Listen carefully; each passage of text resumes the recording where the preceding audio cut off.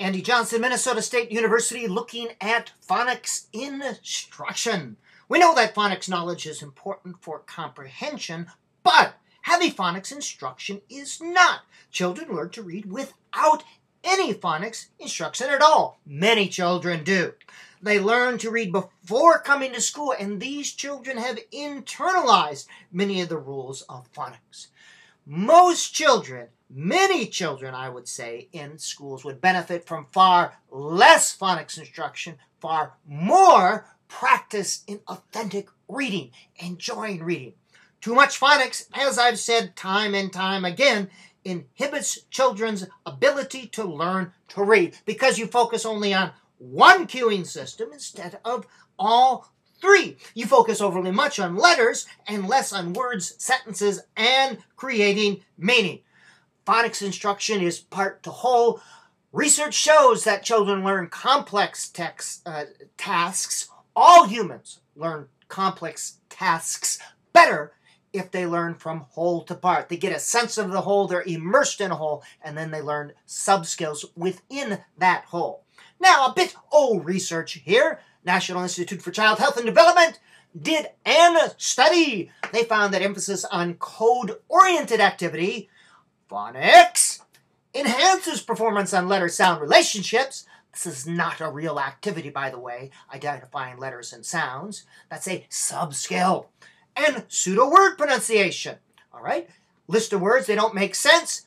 You teach them to develop their phonics ability, but that's not real reading. This code-oriented activity produced no reliable gains. Now, no is less than some. No reliable gains on word reading or comprehension. And comprehension is the reason why we read in the first place. That tells us phonics is necessary, but not sufficient. Phonics is important for struggling readers and some readers, but it is not sufficient. And if it's the only thing, you are falling far short of the glory, as St. Paul would say. In your phonics instruction, it should be brief and quickly paced. Studies show that if you drill in phonics, students do better on phonics tests, but are they better able to create meaning with the text in 1 year or 2 years? So we don't want to spend all our time drilling in phonics. We want to keep it short and briefly paced. Keep it fun and incidental when possible. Explicit instruction, yes. Direct instruction, yes, but not drill and kill. Remember, we don't learn any skill, we don't master any skill by one exposure. So we need little short bits, mini lessons in explicit phonics instruction, but short, and then get them engaged in the real task, which is reading.